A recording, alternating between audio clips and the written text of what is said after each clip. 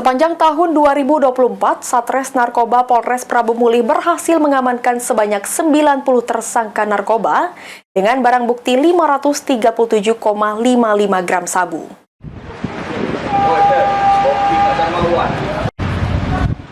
Sebanyak 90 orang dengan kasus narkoba berhasil diamankan Satres Narkoba Polres Prabu Mulih selama tahun 2024 yang didominasi membawa narkotika jenis sabu. Total barang bukti yang diamankan polisi khusus untuk sabu sebanyak 537,55 gram, lalu ganja sebanyak 17,38 gram dalam satu batang. Dari 90 orang kasus narkoba ini terdiri dari 88 orang laki-laki dan 2 orang perempuan yang didominasi tersangka merupakan pengedar narkoba. Wakapolres Prabu Mulih Kompol Eryadi mengatakan ada peningkatan laporan polisi di tahun 2024 dibandingkan dengan tahun 2023 lalu.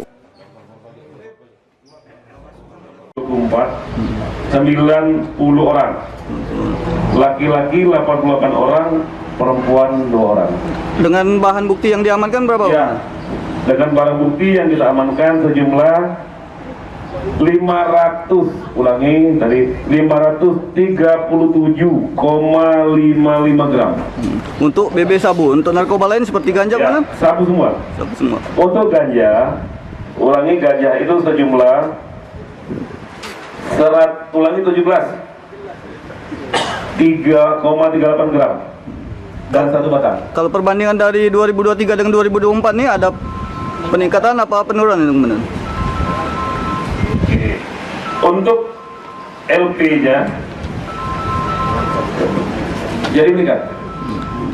Dalam rilis akhir tahun ini, Wakapolres Prabu Mulih juga mengungkapkan ada beberapa kasus kriminal yang menonjol yang ditangani Satreskrim Polres Prabu Mulih, seperti malpraktek bidan Zainab yang harus dibantu dengan ahli. Anggi Perkasa, POL TV.